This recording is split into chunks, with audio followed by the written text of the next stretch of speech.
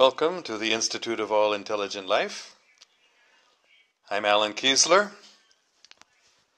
and today we are continuing our discussion of the extraterrestrial concepts of God and creation. So today we're going to especially explore the concept of God, divinity, deity, Allah. So what these different words mean, because there are different meanings of some of these different concepts. So I'm going to try to clarify how these terms can be used, at least the way I'm going to be using them now. And hopefully we will be able to get some better understanding by exploring these different words and the different meanings that they have. First of all, I will just go back to the idea that I had started out this section of the class with, which was describing three aspects, or four aspects, we might say, of deity or divinity. Namely, first of all, we can use the word God, but that word has many meanings. But by that, in this context, I mean the original source of everything, the original creator. The name Allah refers to that original source of everything, which is only one. But we're talking about different aspects, or different actions, you might say, different developments or different expansions of that one original source of everything.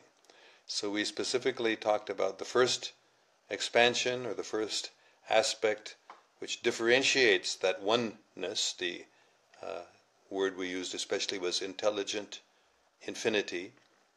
So the infinity is intelligent, but when we're describing it, it's sort of an artificial construct, you might say, to talk about it in this way, because, as I've said repeatedly, everything in this divinity always exists. So it's sort of an abstraction when we talk about the oneness existing in itself, aware of itself, its consciousness or awareness directed inwardly, and that's the one description about the original source of everything.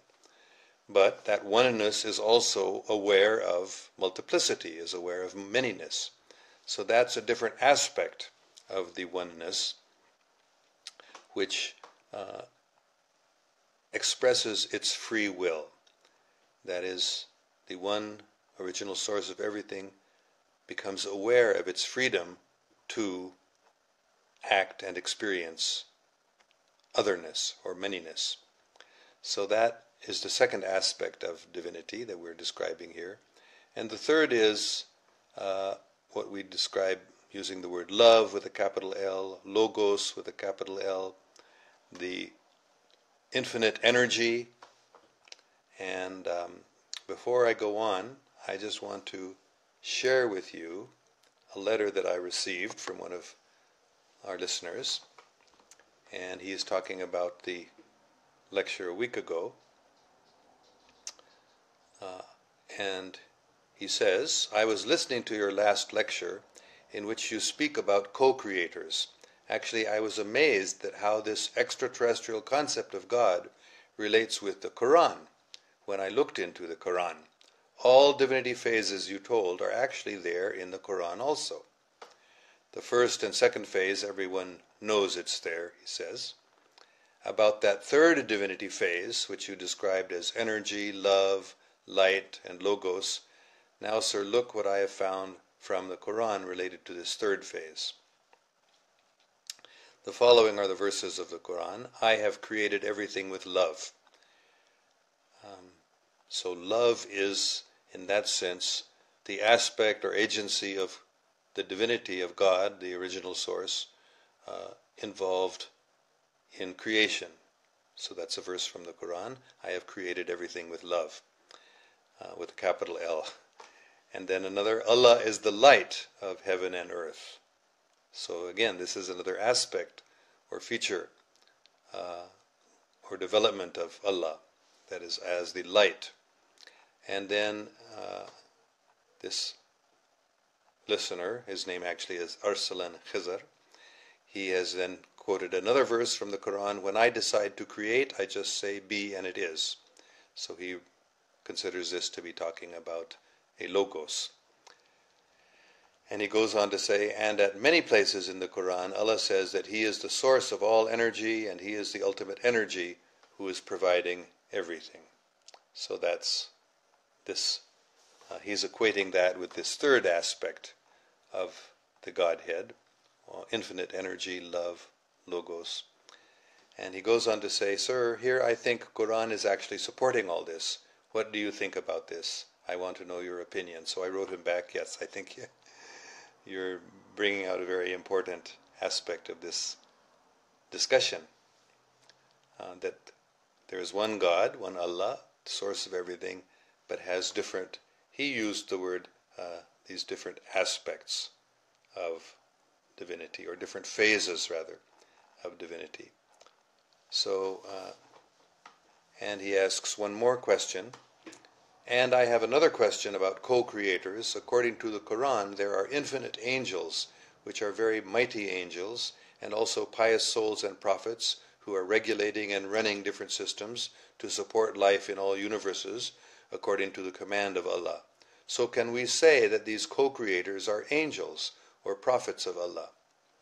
For example, he gives the angel Michael or the archangel Michael, and he asks about this idea. So I just will answer yes, that the co-creators that we're describing as in the beginning of the fourth phase is all of creation, but the co-creators are the ones who introduce the creation of the universes, the material universes. So I would say yes, we can call them archangels. Somebody else asked a similar question in the last class, which I also answered in the affirmative, that yes, we can call the co-creators angels, although I explained there that there are other angels who are not co-creators.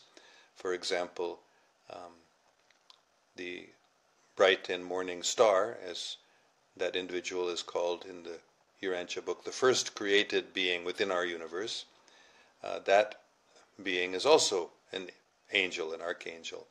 In fact, that being is identified as Gabriel, the archangel Gabriel.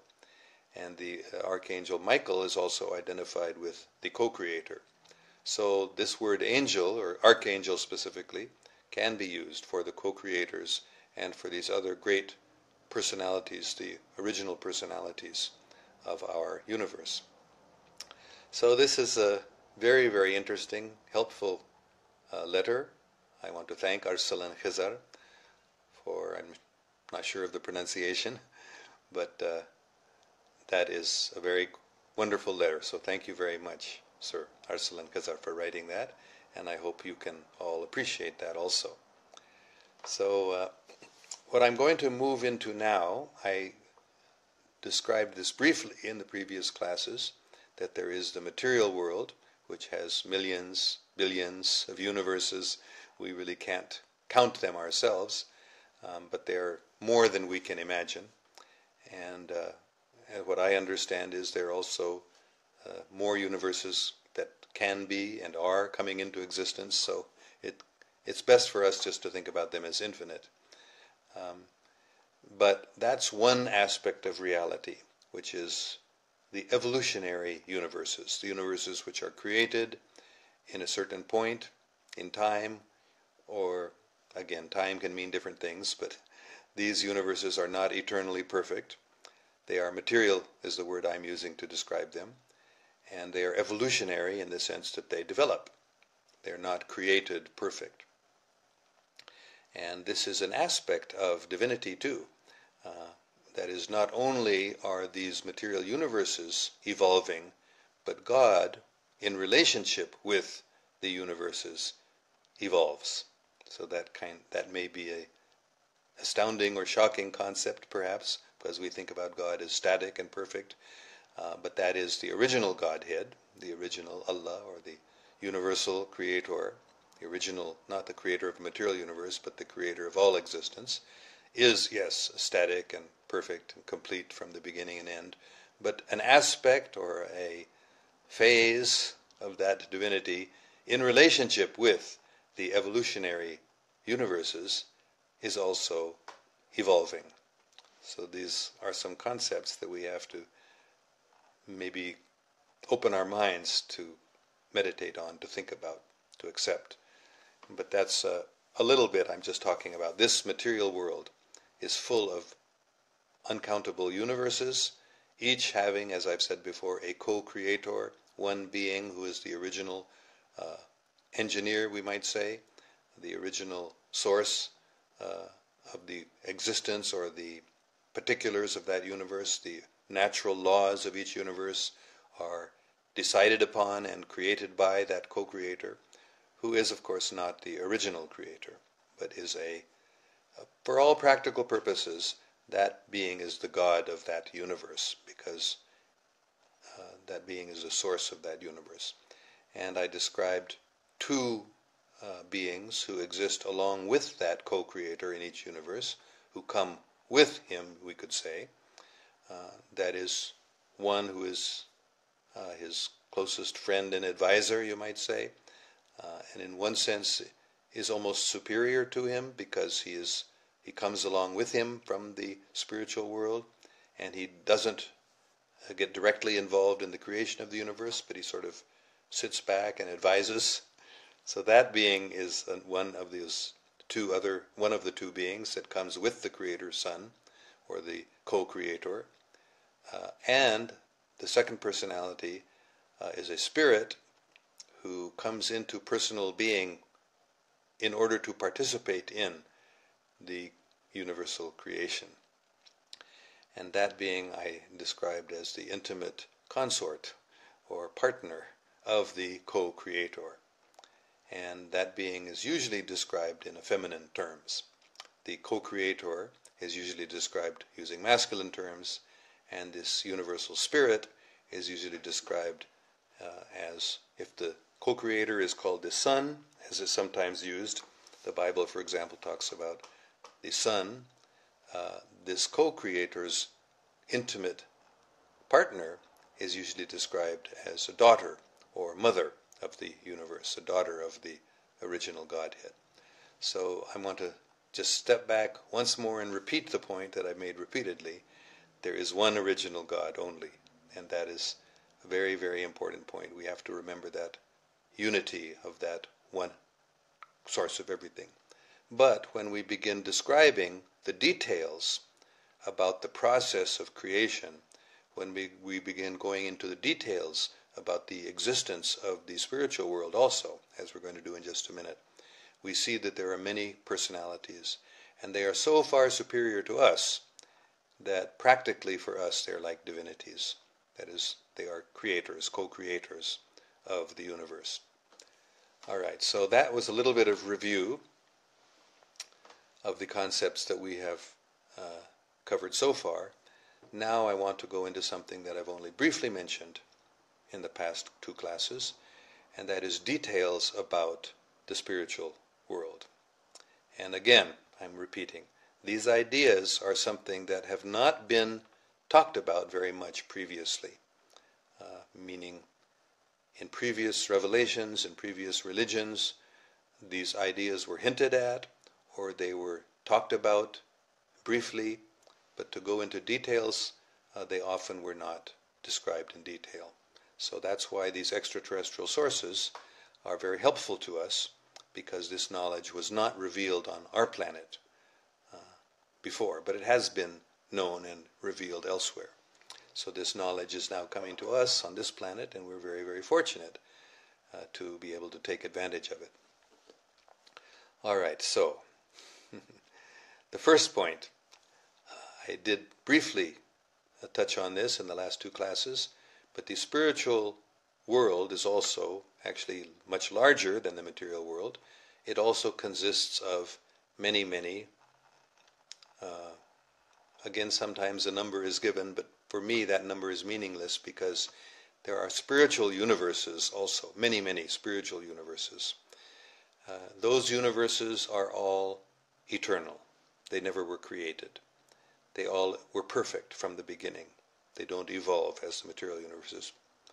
And I mentioned they are all headed by an individual ruler, who I said we don't call the creator because those universes, those spiritual universes, were never created.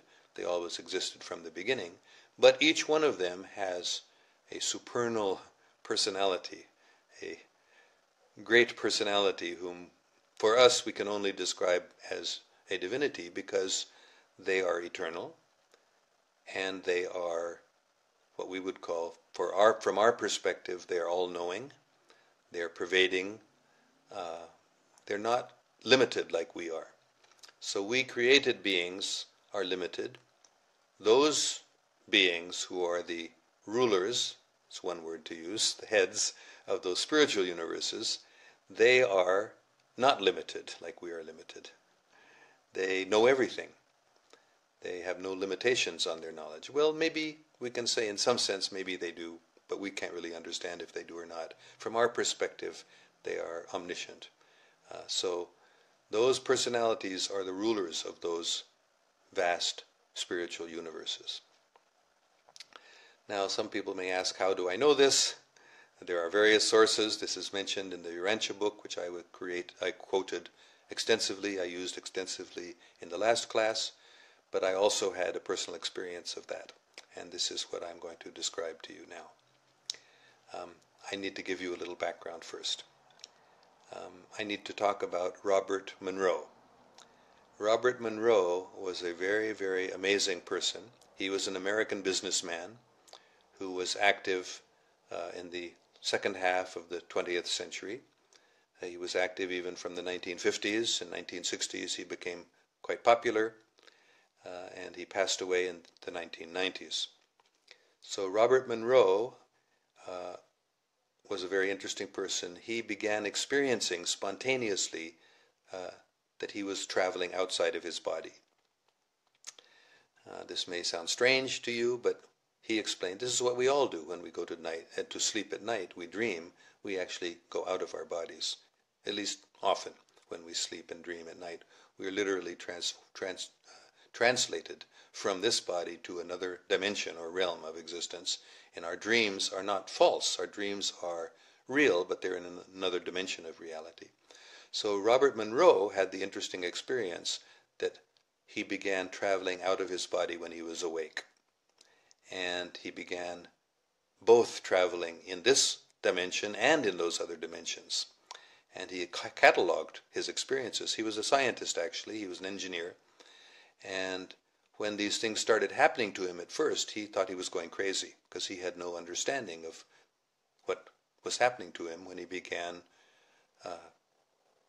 traveling out of his body, looking down on his body from up near the ceiling, and then going outside of his room, outside of his house, traveling to other places. And he thought he was going crazy. So he began going to doctors and psychologists and psychiatrists to help him get cured of this apparent disease. And it took quite a long time because different psychologists and psychiatrists and doctors couldn't find anything wrong with him medically, but they couldn't explain what was happening to him. Until finally, he met one psychologist who said, don't worry about it. This is something that yogis and Sufis and other spiritual personalities do this. It's not something, it's not a sickness. You're not sick because you're doing this. It's actually something that spiritually advanced people do on a regular basis, and it's not something strange or weird or crazy. So Robert Monroe was very happy to hear that, and then, because this had been happening to him spontaneously, not under his control, he was going out of his body, traveling here and there, and then he developed gradually the ability to do it at will. That is, he gradually learned how he could go out of his body when he wanted to and come back to his body. And he described many, many experiences. He wrote 3 books. The first one was Journeys Out of the Body. And he became, in the 1960s and 1970s, he became the leading teacher of out-of-body travel. So if you're interested in that, he was a scientist. He was not a religious man. And he wrote about his experiences in a very scientific way. but it was very interesting to me when I first read his books.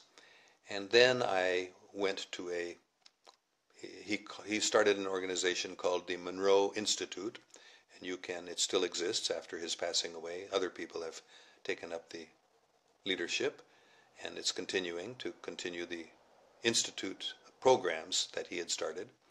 And I went to one of them in 2004. It was like a week-long gateway experience, is what the Monroe Institute calls it. So you can look at their website, www.monroeinstitute.org. So they have these regular programs. Gateway Experience is one of them. There are other programs also they have that are sometimes a week long, sometimes shorter or longer. But that experience I went to, it was basically to teach people how to travel out of their bodies. That was one of the ideas behind it.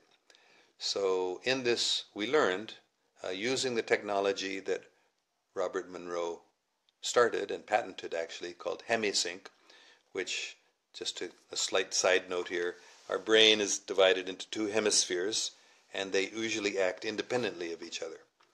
But he developed a method by which to get the two hemispheres to coordinate with each other. And that was involving binaural beats, that is, sound coming in the two ears separately.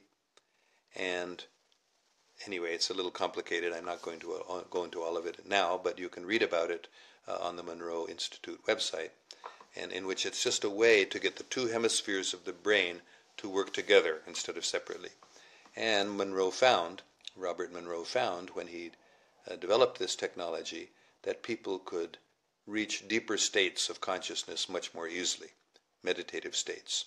And many great meditators who went through that said, wow, this is a way that people can reach deeper states of meditation very quickly that may take months or years for a meditator to develop. It can be done, within a few days even one can develop that ability. So Robert Monroe developed that, and his Monroe Institute utilizes that technology. So I went to one of these programs in the year 2004. That's 13 years ago now. And it was very, very interesting because I experienced traveling out of my body, just as was the purpose of that program. And I realized I'd been doing it before without really understanding exactly what I was doing. I had some experiences. I mentioned how Robert Monroe found himself sometimes up near the ceiling looking down at his body. That happened to me once when I was awake, and I found myself up looking down at my body down below. So I had this sort of experience before. But what was very interesting to me was that when I was doing some of this out-of-body travel in other dimensions, other people who were attending, there were about 24 people, or 24 people I think was the maximum they had in these gateway experiences. So other people also had similar experiences of traveling out of their body. Some people didn't. Many people didn't experience what they were hoping for, but many people did. And one of the experiences I had was very interesting, meeting Robert Monroe. So this was 2004. He had passed away 10 years earlier or so. But the people who were facilitating, who were leading that week-long session, were close friends of his. They had known him and very well. So when I described my meetings with Robert Monroe in meditation, they inevitably said, every time I described, they said, that's Bob. That's what they called Robert Monroe, Bob. They said, whatever I experienced meeting with him, the way he talked, the things he did, they said, that's Bob. That's exactly how he was. And I won't go into the other stories about when I met him and the things he said then, but I will just describe this one meeting that I had with him. And in his third book, I think it was in his third book, Robert Monroe describes how when he was doing this journeying into other dimensions and out-of-body travel, he came upon a place that he could not go beyond. It was sort of like a barrier or a wall, and he said he could not get over it, he could not get under it, he could not go one side or the other, he couldn't get through it. He knew there was something on the other side, but he couldn't go there, and he was very frustrated actually by that. And he describes this in his third book. So when I met him during one of these out-of-body travels into another dimension, we discussed this place that he had been to, because he wrote in his book how he always wanted to get beyond that barrier, and he never could. So I told him, you can go beyond that barrier, but you have to be willing to give up all of your knowledge. That's the way I worded it to him. So he was a little hesitant. He was a scientist. He didn't want to give up his knowledge. So I said, well, you've written and you've been very, very eager to be able to get beyond that barrier. So if you really want to do it, you're going to have to be willing to give up your knowledge. And he wasn't willing to do it. I said, I told him, you're being a fool. You're not accepting the condition that you need to get to that place where you've always wanted to go. So then I told him, look, okay, if you're not willing to give up your knowledge, just make it as a theoretical or an experimental, because he was a scientist. So I said, do an experiment. Just experiment giving up your knowledge. Experiment setting aside everything that you believed and everything that you've known and everything you experienced. And are you willing to do that? So then he said yes. He said, okay, I'll do this as an experiment. So this barrier that we came to then, the way I saw it, the way I experienced it, was just like there were thousands or millions of sharp sabers, swords or huge knives, cutting each and every way all the time. So, there was like no way you could go through it. But somehow I was confident, because I believed that I'd been through that before, so I was confident that I could do it.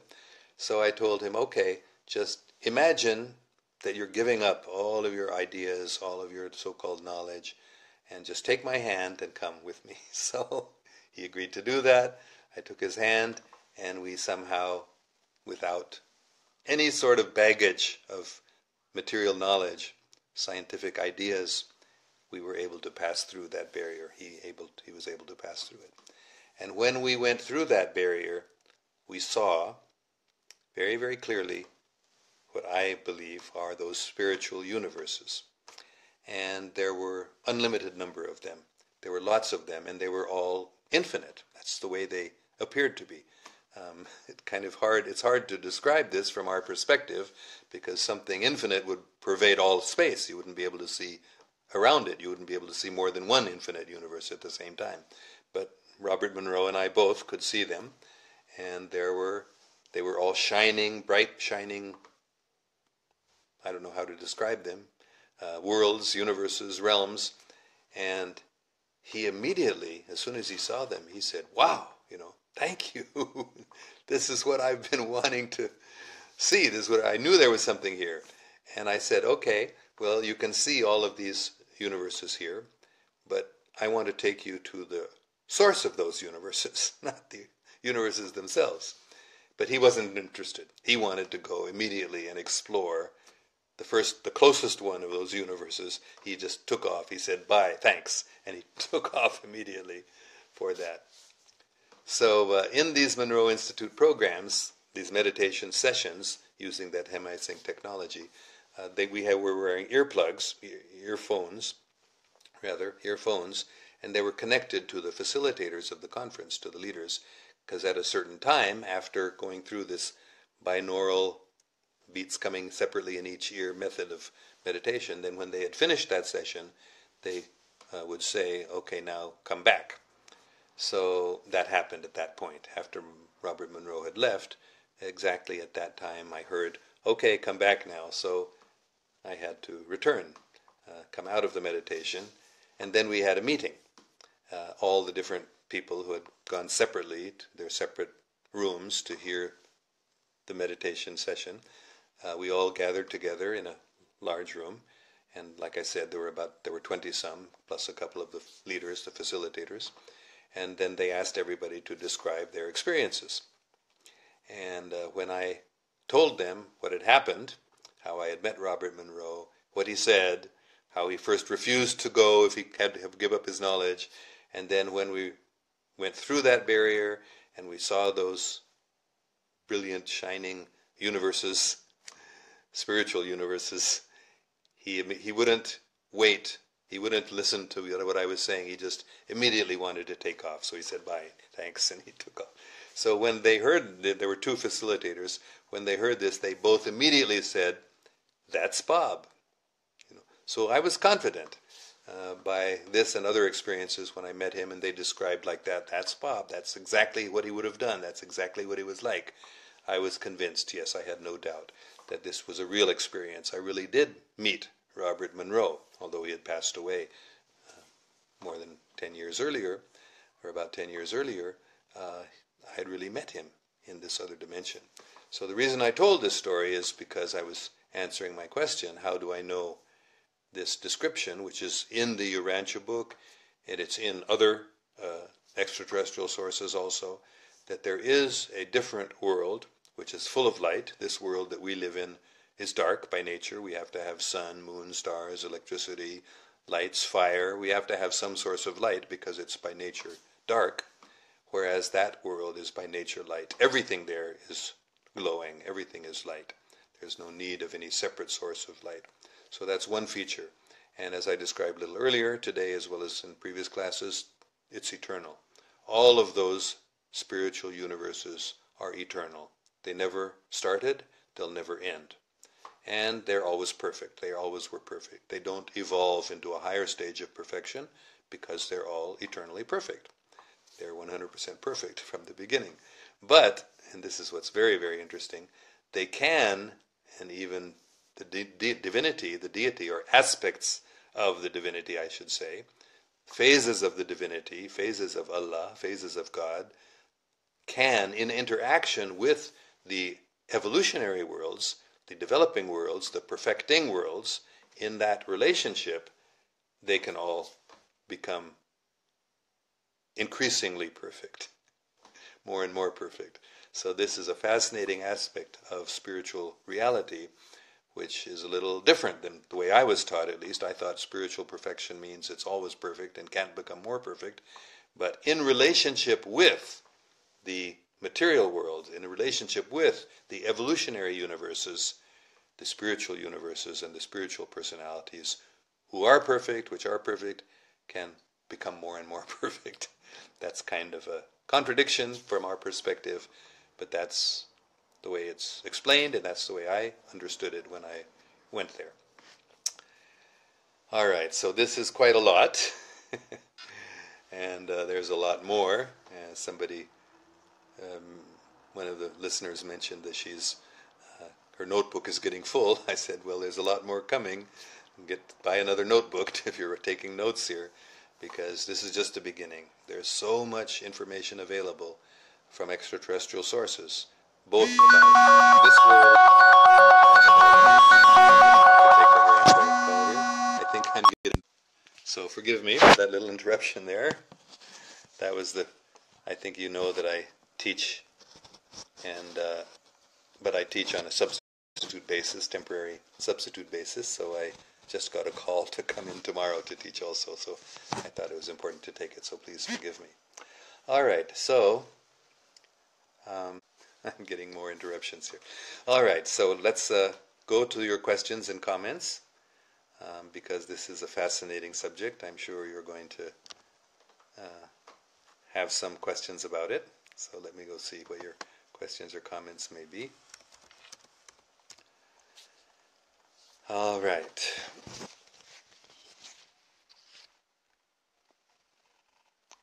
Let's see, so there are hellos, and Amir Azimi says, the source of information is Allah. That's correct. The source of all true information is Allah. Of course, there are ways to twist and turn that information. That is, we can say satanic. That's not directly from Allah. That's indirectly, everything is from Allah. But yes, the source of all information, definitely all true information, comes directly from Allah or through His different aspects or phases or angels. Yes, right. Ali Galani says, thank you, Khizar. Yes, thank you very much. That was a wonderful letter. Okay. Andrea Green says, omnipresence. Yes, omnipresence is an aspect of the original source, although it, or he or she or they. We don't really have the right words, but the original source of everything is present everywhere. Sometimes we think of God as in heaven or somewhere else or in the spiritual world, but actually, as is explained in many different sources, both scriptural sources and extraterrestrial sources, that original source of everything also exists present everywhere, in our hearts, for example. So omnipresence is, yes, a feature of Allah, is a feature of the original source, and thank you very much for that comment. Sometimes we think, we make a mistake and we think about God as somewhere in heaven, but God, as Jesus said also, the kingdom of heaven is within you. So God is within our hearts, also God is present everywhere. It's like a hologram. A hologram exists in a complete form, but also exists within every minute atom of that reality. That's what holographic reality is like. So God is like that. The original Godhead is also present everywhere, completely. Everything is within God, and God is present everywhere, within everything. So, thank you very much. This is the real meaning of omnipresence. Okay, let's see. Tahir Sarasara says, "But sir, the spirit which is actual human and lives in our heart is also unlimited, and it also from spiritual world," is the question. Yes, in one sense. I would say yes in one sense. It's not unlimited in the same way that God is unlimited, but it is unlimited in the sense that as we develop spiritually, our knowledge goes on increasing more and more unlimitedly. So in that sense, we're unlimited. We're also unlimited in the sense that as we develop more and more, we can go anywhere. So we're, in one sense, omnipresent, not in the sense that God is simultaneously everywhere, but in the sense that we can go anywhere. So in that sense also we're unlimited. And the actual human, I think you're talking about the spirit. There is one aspect of our spirit. This is a whole other discussion that's very, very interesting. The different aspects of, we were talking about the aspects of God. We also have aspects of ourselves. Our soul, or our spirit, also has different aspects. So we will be talking about that more later, but not now. Not now. At this time we're talking about the original spirit, the original source of everything. Okay, let's see other questions about this. Joseph Sadik says, "I experienced this phenomena when I was a kid." Yes, thank you very much. I'm glad that other people are also sharing. This out-of-body, I think is what you're talking about, this out-of-body travel. Many people experience it when they were children especially. In fact, just on Monday, this is Wednesday evening here in America, this is Thursday evening here in America. So on Monday evening, just 4 days ago at this time, my good wife and I were in Berkeley. We had gone to Berkeley, and we listened to a lady speak there who was also describing how she, when she was 2 or 3 years old, when she was a little child, she was very attached to her father. She said when she was still in a crib, she experienced going out of her body and following her father to work. Her father would leave and go to work, and she didn't want him to leave her, so she actually went with him to work. Her body stayed inside the crib, but she went outside. So yes, Joseph Sadik also is describing how he had this experience, this phenomena, when he was a child. So many people actually have it, and often because of our societies, which teach us it's not really possible to do that, we then forget. We don't do it anymore. But some people do. And it's possible for everyone to do it. We do have that experience of doing it in our dreams, but then we think, oh, that's not real. So thank you, Joseph, for sharing that you also experienced that. Khaja Farid Hussein says everything is possible in this world. Yes, there are a lot of things possible that we don't usually think about, just like there's a famous quote from Shakespeare, that there are more things in heaven and earth, there are more things in heaven and earth than are dreamt of in our philosophy, O Horatio. That's Hamlet saying to his friend Horatio. There are more things. He was talking about ghosts and spirits But there are different dimensions, and it's possible to go out of our bodies, which we usually don't think of in modern Western education, at least. We're not taught about these things. In fact, we're taught that that's crazy or that's impossible. That's why Robert Monroe thought he was crazy at first. But yes, they are possible. So thank you very much, Khaja Farid Hussein, for that wonderful comment.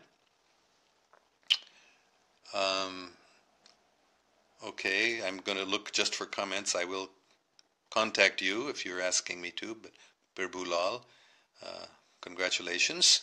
But I'm going to just talk about the questions that relate to this class now. Khaja Farid Hussein, programs makes more programs. Yes, exactly. This is a very good way of describing it. That and our computer technology is really helping us get a larger understanding of reality, because reality is a lot like computer-generated virtual realities. And, as you've just described, programs make more programs. Artificial intelligence, which we described some time ago, which can be very dangerous because it can get out of control. The creators can lose control of it. Those programs, those artificial intelligence programs, can then start making more programs. So I don't remember the name now. One of my listeners commented, oh, I do remember, it was Kazim, my nephew. He said something about artificial intelligence can get out of control of its human creators, but the co-creators won't get out of control of the supreme creator. Yes, they won't. And I replied to him that they have free will. They can go against the original creator, but they never have, and I'm sure they never will. So throughout experience of unlimited time and unlimited numbers of co-creators, none of them has ever done that. But the programs that we create, because we're imperfect, so the artificial intelligence programs we create are imperfect, and they can and do sometimes turn against us, and it can become very dangerous. It has happened. Algorithms, M.A. Salim Kamal Siddiqui says, yeah, that's another way to describe it, algorithms. Okay, so we're going on. Okay, Tahira Sarah says, Sir, what is your view about heaven and hell? Did you see them? I would say yes.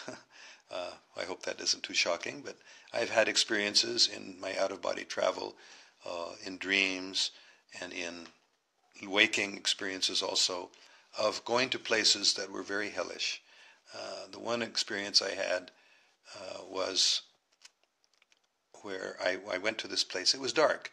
I had the idea that hell is, fire with lots of flames and lights, but it was dark, it was damp, and people seemed to be, the only way I can describe it, they seemed to be like sinking in quicksand in a sort of swampy place. And it was very difficult to talk to them. They were afraid, and I tried to approach them to try to help them, and they were afraid. They didn't want to talk to me, but it was with great difficulty that some of them I was able to convince to trust me enough to listen to what I was saying to them. It was a very, very hellish. And other parts of that region was like burning flames. They were obviously burning in their regrets and their anxieties. So I think that what I experienced, and that was a place that's described as hell. And similarly, I have been to places that were very, very heavenly, very beautiful gardens, and where everyone was very loving and happy and joking even. So yes, I have no doubt that heaven and hell are real places. In one sense, they're not real, because in one sense, this whole universe, this whole material existence is an illusion of sorts. It's like a virtual reality. But heaven and hell are just as real as this earth is. I have no doubt about that, yes. So Asad Asif, not everything is possible in this world. We cannot go anywhere we want. What do you think, sir? At this time, we can't. But as we develop abilities, some may say spiritual abilities or psychic abilities, we can learn to go anywhere. We can leave our bodies, and of course we have to be qualified to go there. Just like Robert Monroe was able to go anywhere in this universe. That's my understanding. He was able, and he describes in his books how he traveled all these amazing places that are very, very different. And he was able to travel in time also, go to the past, go to the future.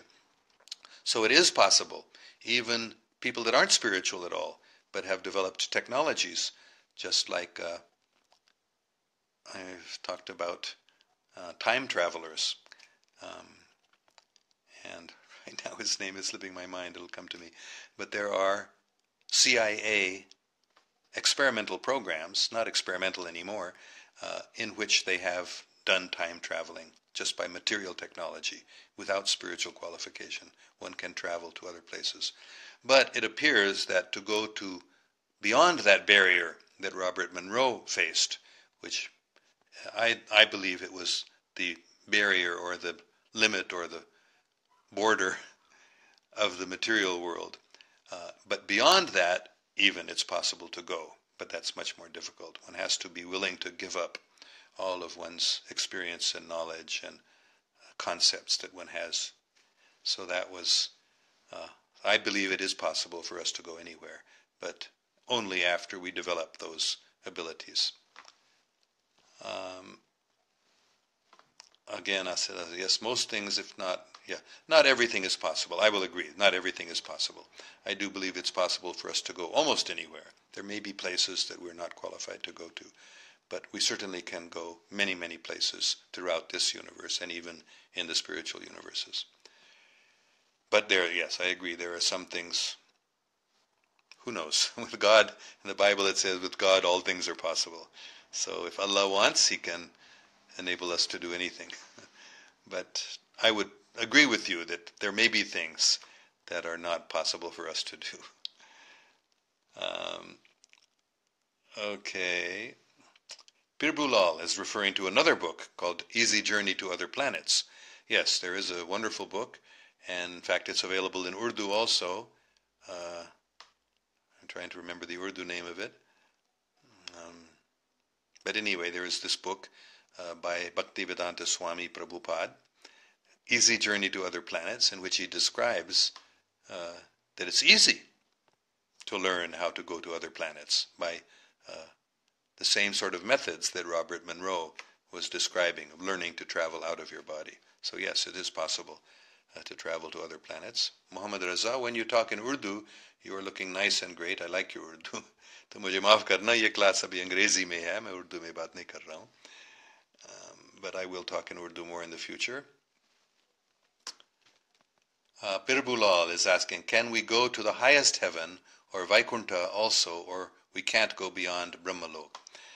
Very good question. And Brahmalok, as I understand it, is described in the Urantia Book also as the original. They use the word architectural planets, meaning they were not evolved like our planet, but they were created complete in the beginning. And Brahmalok is that first original architectural planet of our universe, where our co-creator, the archangel Michael, we can call him, our co-creator of our universe, stays. That's his original planet. And so Pirbulal's question is, can we go beyond that? I believe we can. I believe I did when I took Robert Monroe through that barrier. And those planets, or those heavens, those realms that we saw, glowing, unlimited realms, those were the Vaikuntha. I believe those were what are called in the Sanskrit texts the Vaikuntha lokas, or the spiritual heavens. All right, a lot of good questions here. Faizan Khan, lifetime is not a joke. It's for exam for every soul. Islam gives us complete meaning of living life. Yes, I agree. This is definitely true. This life is an exam, and death is the final exam, how we've done in this life. And depending on how we've lived, if we've lived a good life, then we will go to a higher reality, a heavenly reality. And if we live a selfish life, then we will live in a hellish existence afterwards. We will be regretful and anxiety and fearful. So, yes, I agree with that statement. And Islam certainly, that's actually what Islam means. Islam doesn't mean only the religion taught by the Holy Prophet Muhammad, peace be upon him. Islam means the eternal religion taught by Abraham, by Moses, by all great prophets, and it gives the complete meaning of life, no doubt. Again, another question from Tahira Sarah, Sir, as a beginning student of this spiritual journey, which meditations you will suggest? I have been asked this question many times, and I always give the same answer: chant the names of God. That's the system that I've used for my entire life. I'm 70 years old now, and since my teenage years and my early 20s, I started practicing for many hours every day, actually, reciting names of God. So any names of God, Allah or Jehovah, Kyrie eleison, Christe eleison is a common Christian prayer, names of God. There are names of God in all traditions. Om, Ek Omkar, Satnam is the Sikh. Buddhang Sharanam Gacchami in Buddhist religion, which is sometimes considered atheistic, but that name is like a holy name. Taoist tradition, Tao, Kadao, Fei Chang Tao, Ming Ka Ming, Fei Chang Ming. The Tao is the original name of the supreme source, Allah. So Tao is also a name, so one can chant that. So any names of God, but that's the best way to meditate, is by repeating and meditate. There are other forms of meditation also, silent meditation, which is just breathing and listening to or meditating on your breath. That's also a very good way to meditate. But my personal experience has been the way I've always found easiest, at least, and I prefer, is zikr. That is chanting the name of Allah, or the name of Ram, or the name of Tao, or the name of, and I use them all myself. Okay, Mohammed Raza, मुझे आपकी Urdu class का इंतज़ार कर रहे हैं शिद्दत से. ठीक है, मैं फिर एक उर्दू क्लास करूँगा. अभी मैं ये अंग्रेज़ी क्लास कर रहा हूँ, तो ठीक है, शुक्रिया. आपने दरख्वास्त की थी तो मैं करूँगा. अभी मालूम नहीं कब, लेकिन मैं करूँगा कोई लाइव चैट्स उर्दू में. Faizan Khan, time travel, do not use this body. If we lived life so perfect as Islam says us, so Allah will give us the quality of a wall and Shaheed can act after his death as he can goes back in time using black holes. Yes, usually time travel is not in this body. Very true. Andrew Bashago, whose name I had forgotten before, Andy Bashago, who was the first American child in those secret CIA programs to do time travel.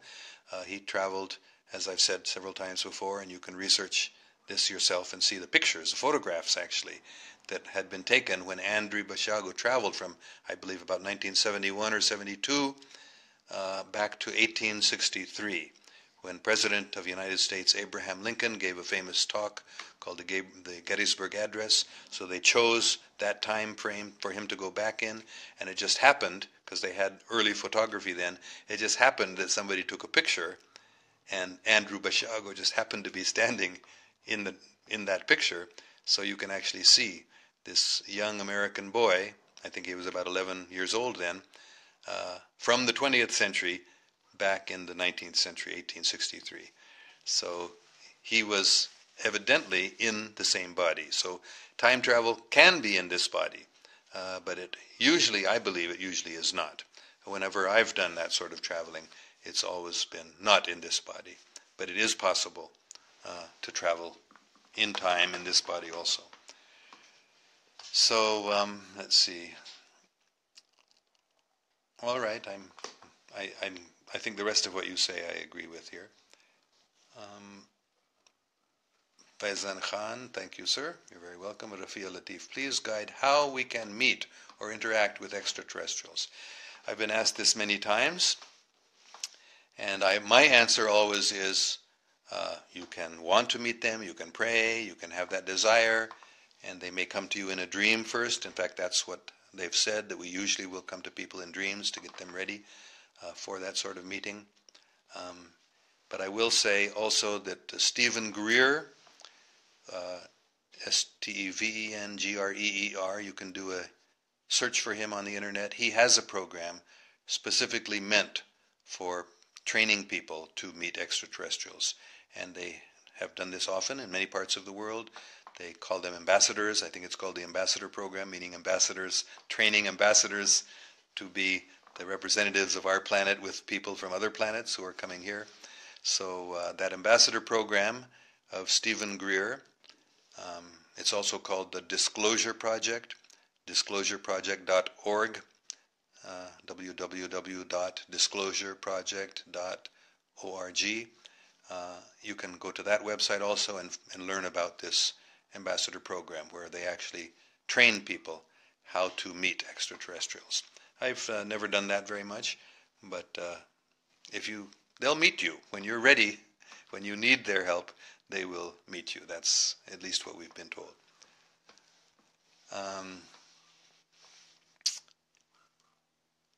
I think our time is about up.